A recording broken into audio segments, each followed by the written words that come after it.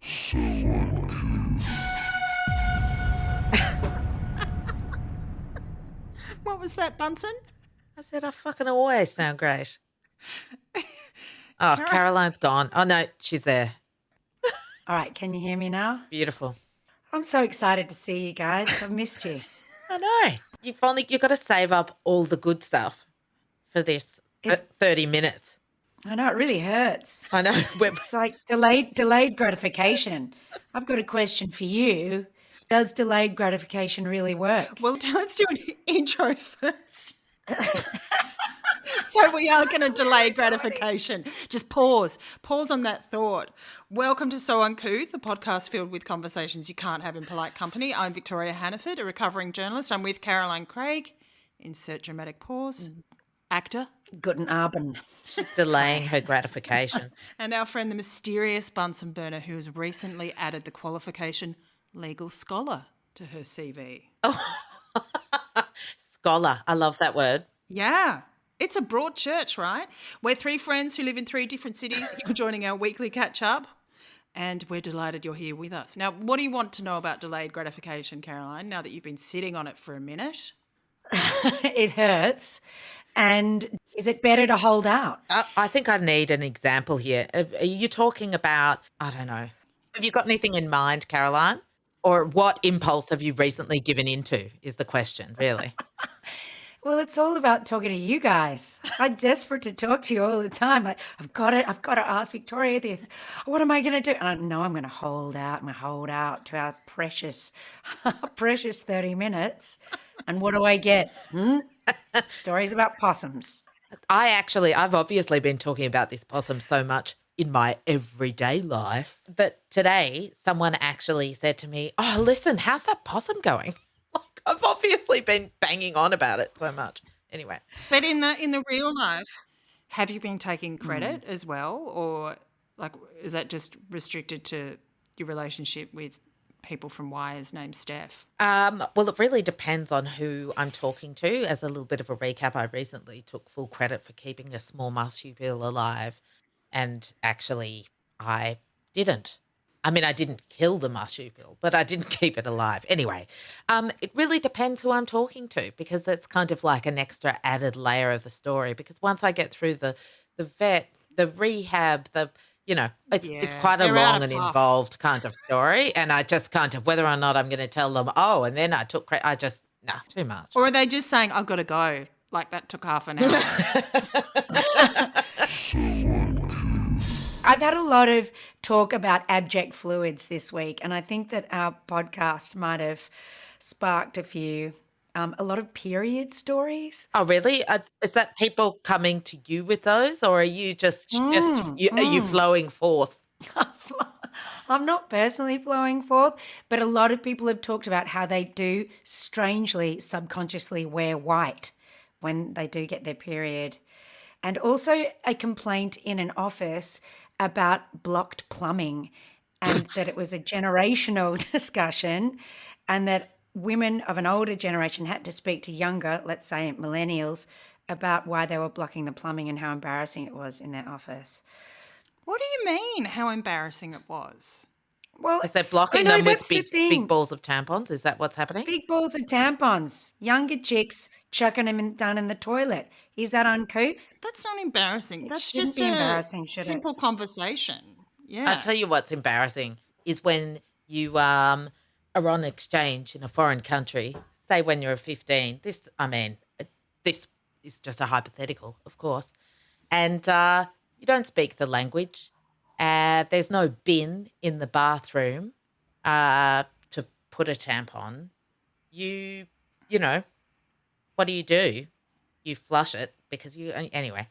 And after about 6 months, there starts to be a quite unusual smell. And then you come home one day and the host family has to have a big talk to you about how not to, maybe we won't include that at all. Anyway, it was horrendous. I do remember as a kid a similar story, actually, of getting my brother, offering to pay him money to clean my room. This is obviously it was a big mistake. I don't know why. It just out of just pure laziness. I think I was, you know what? Maybe I was actually being a good kid, a big, good older sister, and I felt guilty about all those times that I wrapped, chicken stock cubes in fantail wrappers and gave them to him. And so I said, I will give you pocket money if you clean my room. And then I wandered off, I don't know, listened to some Morrissey, probably, the Smiths. And put my, Walkman back on.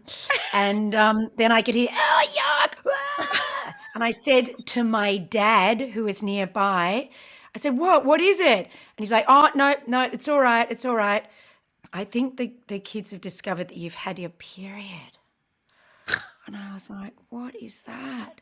What have they even found? What did they find? I don't know. Maybe it was some, something that should have been in a laundry basket. But the most mortifying part of it was my dad going, oh, no, don't worry, it's all right. And I was just like, I just don't want my dad to know about that stuff.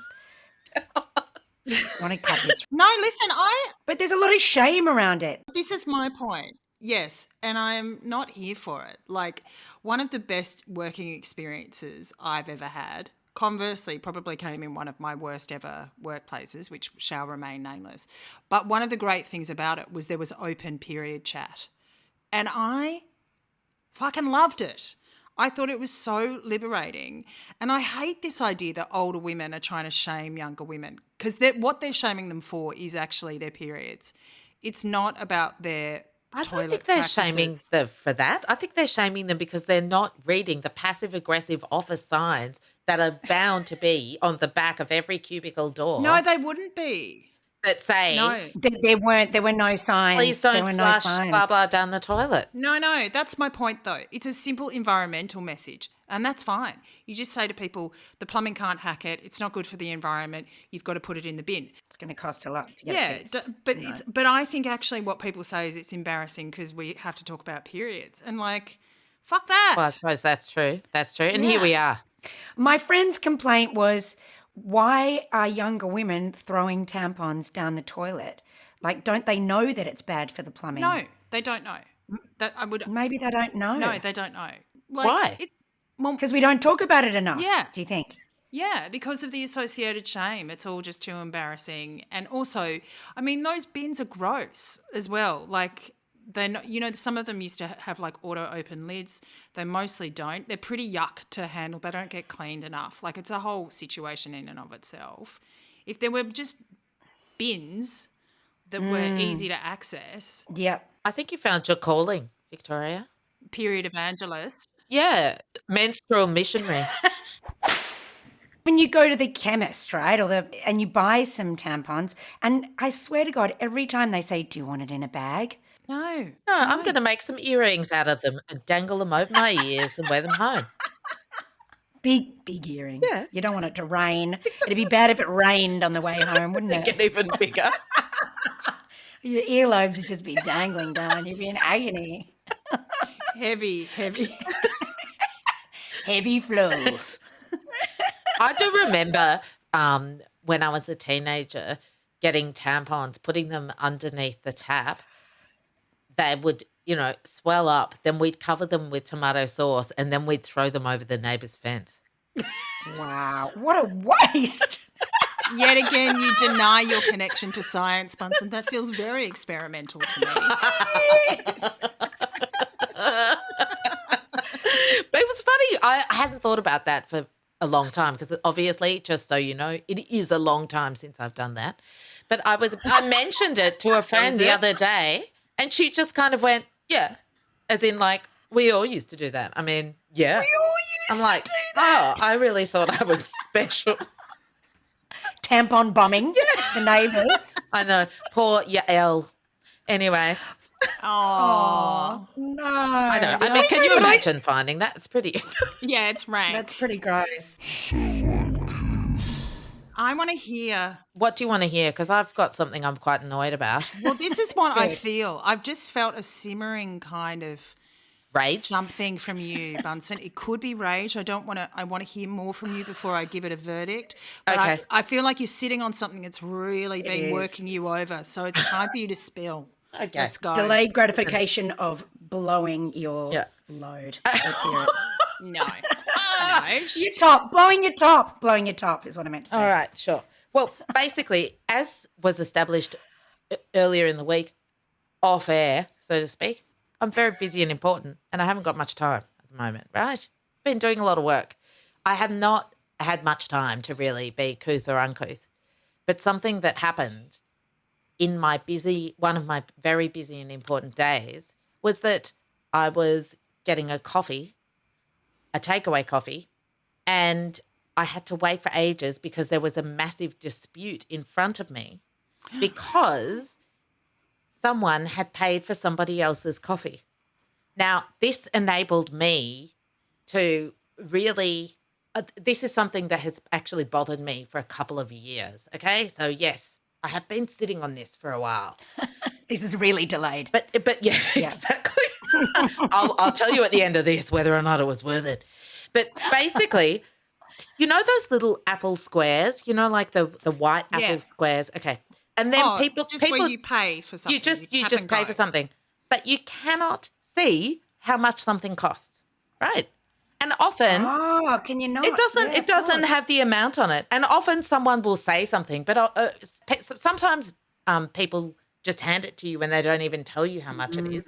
Other times they'll tell you, but you're in a noisy cafe or whatever environment, it's quite difficult to hear. And I think that is wrong. I'll just come out and say it. I think it is wrong and impolite because if you are charging someone money, that person deserves transparency. And so what happened in this particular situation in the cafe was that someone had paid $70 because they hadn't been able to see the amount. And so someone had bought one coffee for $70 and the other person had left. Then they both realised what had happened. They'd done a switcheroo on the bill. Yeah, came back in. And then it was taking forever to work out what the situation was and how to refund and all of this kind of stuff. And it was like a three-way, well, I'll give you my BSB and then you can just transfer it to me. And, blah, blah, blah, blah. And meanwhile, there was this huge queue of people behind me banking up. And I used that queue as my audience, let's just say, to go into a rant that I have been storing up for about 2 years, which is that I think that it is outrageous that at a point of purchase, people do not say it's not completely transparent how much money you are spending. That's like, I just think all it takes is someone to make a mistake and to put in 55 instead of 5. Can I also say that I think hang on, I haven't finished. No. Haven't finished. Anyway, sorry, Bunsen. Sorry. I then realised that just as I currently am, I had gotten a little carried away, and I did have to apologise to the other queue of people who were waiting, and basically it ended up in this situation that was slightly where I just kind of went, "Oh, sorry, it's a real bugbear, and I guess this has just given me a real opportunity to vent my spleen." Yes, I use those words, vent my spleen. And then I had to sort of like turn around and pay for my coffee. You should be getting a free coffee. You should have all got a free coffee at that moment. But no one said, it's, however much gazillion dollars coffees are now, $5 or whatever. No one said anything. I just had to just pay for my thing. No one, my rant had no effect, basically. So here I am ranting to you guys. So, are you going to change capitalism? That's what I'm saying to you. I just think that those Apple Pay things, I just don't understand. I think it's outrageous. There's 2 things I want to say here. May I speak? Is this an appropriate juncture? Sorry, I feel like, it's okay. I do actually feel quite upset. Do you think it's illegal? I actually think it might be illegal to not have an exchange about the cost of something. So, take your legal training and maybe investigate it. But can I also say something else? That where I shop, which is a food market, it almost never happens that I don't see the amount people will turn around the screen and show me. So maybe it's an Adelaide thing. Maybe we're more polite here. Yeah, and they got time. They got time. Go. They don't want to tell you.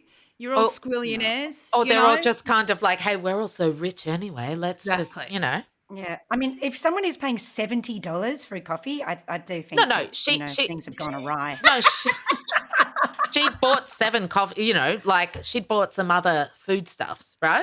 Seven coffees. 7 for coffees. $70. Now that isn't right. There's something wrong there. Let's just say I think we need to look at you know what? Get a coffee machine and make your own. Undercut them. I did not Give them away. inspect her bags for her purchases, but let's just say for argument's sake, she'd bought 14 coffees for $70. Still outrageous, right? But what had happened was that the woman who bought 1 coffee accidentally paid for the woman who bought 14. And no one knew because they couldn't see what they were paying for. Rude, uncouth, no couth. Well, it depends how you pay.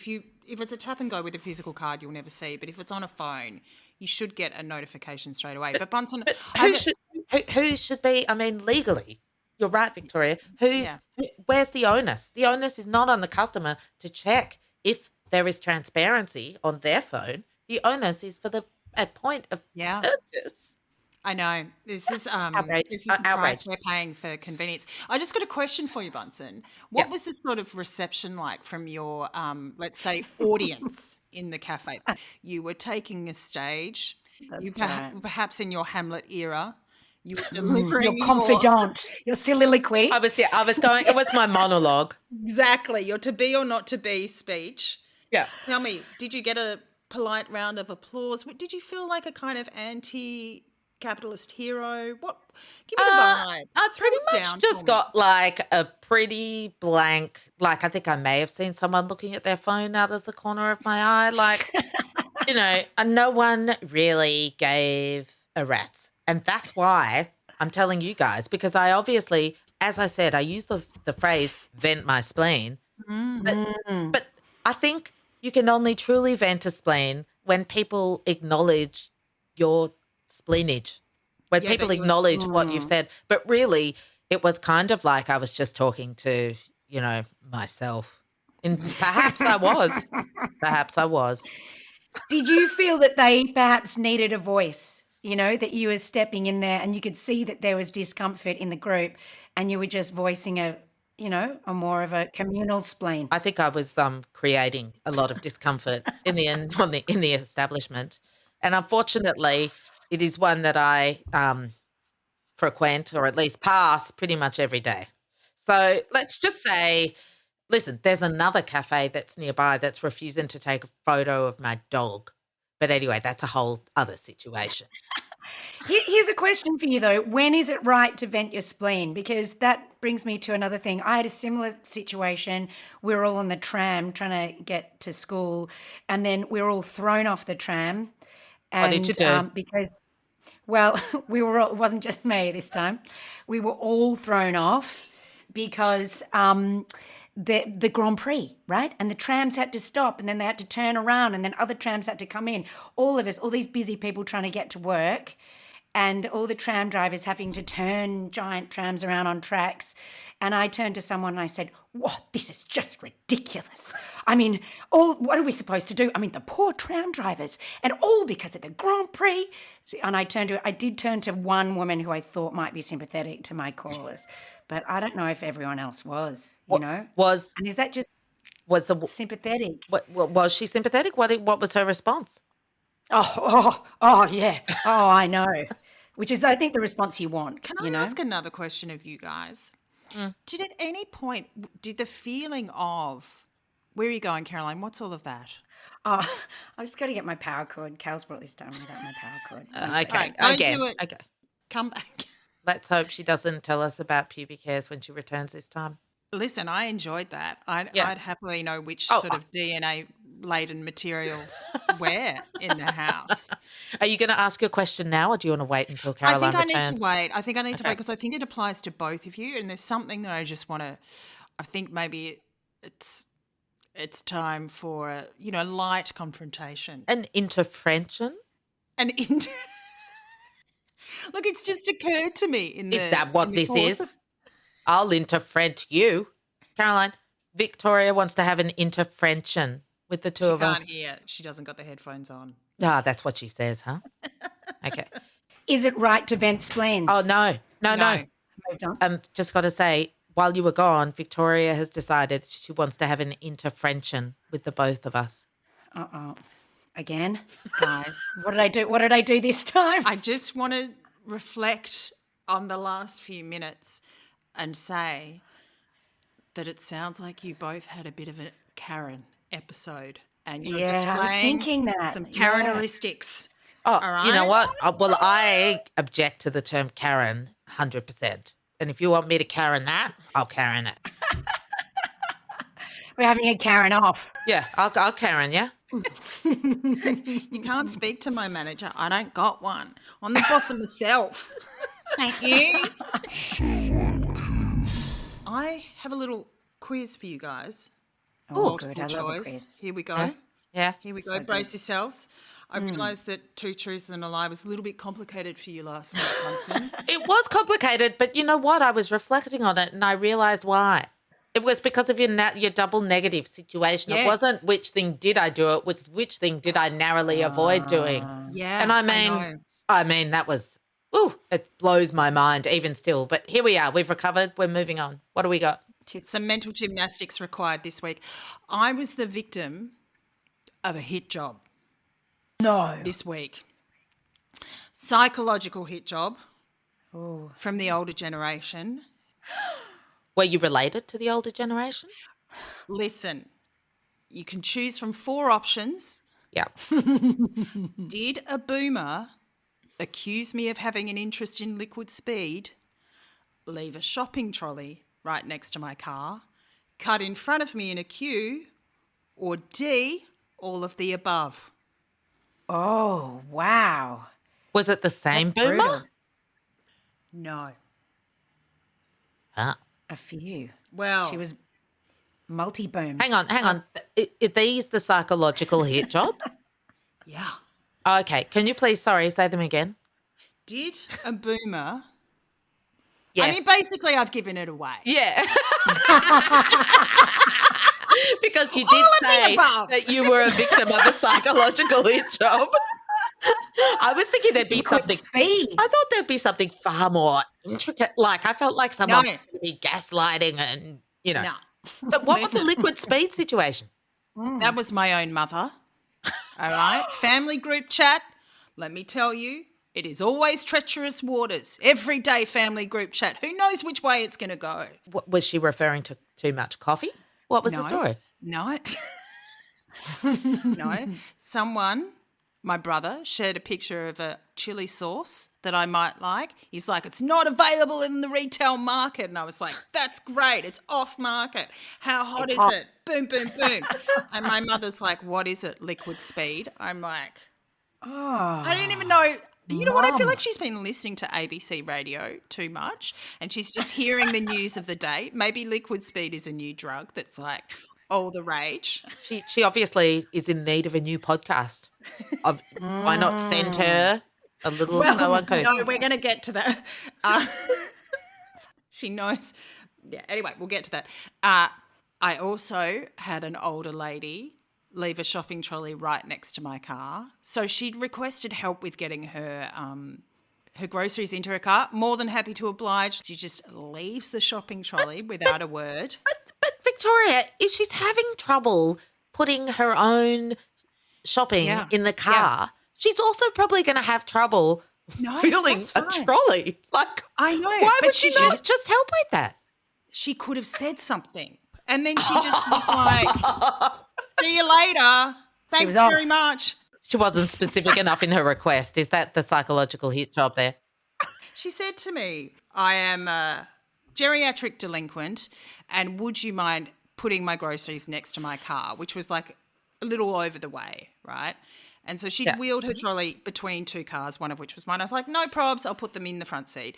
And then she just kind of jumped in the car, waved and just was like, see ya, and just left the trolley like kind of wedged in between my car. And it just was a bit odd. You know what? She told you at the outset she was a delinquent. I mean, I just don't understand. Yeah.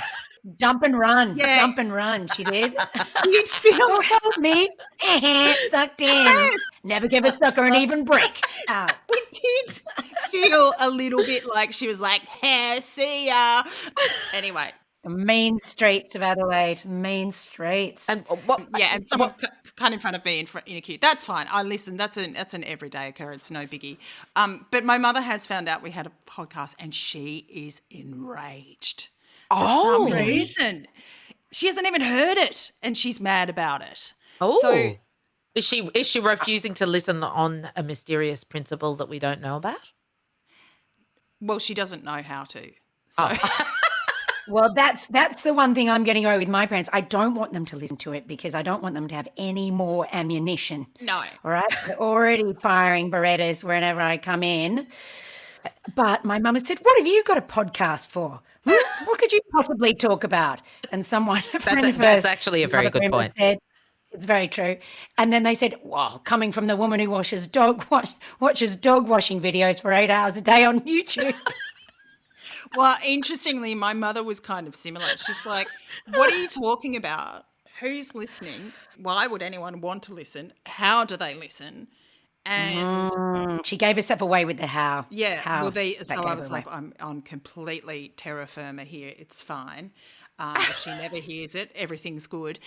But she did sort of say, "Why is it called So Uncouth? Shouldn't you be elevating yourself?" And I just thought, you're never going to get it. It's never going to. You're not part of our core audience. You'll never be a member of the Couth. Well, also, I mean, maybe she needs to be a member of the Couth to understand that there's a certain kind of elevation and liberation that comes with being so uncouth. Free of shame, mate. That's us. I'm enjoying it. I just said I left my mum with a cheese toastie just before on the side of a hill. Very irresponsible. Just saying, I've got to go.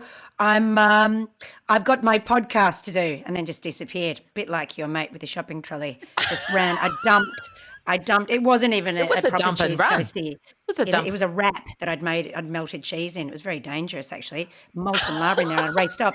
Worse than that, though. Listen to this. My mother-in-law, wonderful friend of mine, she just said on the phone, "I've just done a So Uncouth marathon." And her eyes sort of crossed a bit, and I was like, "Oh, And how did she go with it? wow!" That should come with a health warning. I would not recommend. All right. Well, I think we have almost so uncouth for long enough, but I do have one last item. Can I just? From the- Sorry, Yeah. I just want to say I'm still feeling like I thought that I put my rage about the point of purchase. She's still angry about point of sale. Oh, hang on. Is there something left in the tank, Bunsen? They're small and white squares. It's the small white squares, isn't it? They're driving you mad. You want to rip them out of every Listen, retail Your establishment. spleen is not fully ventilated. Is that the thing? I think I perhaps need to make a kind of therapist appointment because I'm feeling so outraged that it's possibly not about Apple Pay at all. I'll get back to you next week. We'll talk. We'll talk. Can I suggest you go and pay your therapist with cash money? Freud said that was very important, handing over Yeah, the well, cash. I mean, if the right. if my therapist gives me an Apple Pay like thing, which is a very therapist thing to do because it's a really then Invoice. oh Jesus. Anyway, all I'm saying is next time someone asks you to pay for something without telling you how much it is, I mean, it's just a basic. Anyway, sorry, Someone's I'm gonna gonna stop. I've got to stop. Sorry.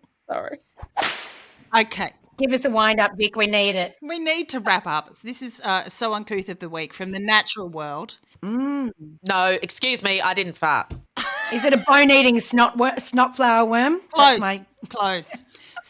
Headline from ABC News in WA. So this is Australian news for those of you overseas. None of us live in Western Australia, so, local-ish. Sperm whales drop bubble of poo off WA to prevent orca attack in rarely recorded encounter. The sperm whale avoided predation. Thank you. Yeah. By releasing feces in an intriguing self-defense mechanism. It's called Strategic poo. I think that is a topic for a whole podcast. It's called defensive defecation. And I want to know, what is your best defense mechanism? Mine is the sound of my voice. Well, listen, just when you said that about the sound of your voice, this is kind of a little bit of an aside, but I have once been realised that I was irritating a certain celebrity so much that after about half an hour, he just kind of went, listen, I've got some sinus medication if you need it. Do you just Is that just with your breathing? Just your breathing was upsetting them? No, just my nasal tones. So anyway, obviously that's not really a great defensive mechanism because look what happened. I was insulted. I've got a few. I feel like I'm like the sea urchin of people. Like I've got spikes all over the place. I got them lazy eyes and many people who I've approached, perhaps in an affectionate manner. And so they said to me, are you looking at me? Are you talking to me? And looked away and then walked away because I think my lazy eyes might actually make people feel like I'm potentially going to pull a machete out from behind me. Interesting. I think the other defence mechanism I've kind of realised, maybe just in this context, if I want to stop someone in their tracks, it's mentioning your career as a singer-songwriter, Bunsen. That's one no. way to shut things all the way down. And on that note, shut it down. On that note, Oh yeah, even Comet's gone off now. Listen to him. it's time to say cop use later. Oh, cop years later. She knows how to clear a room, even a virtual one. So uncouth.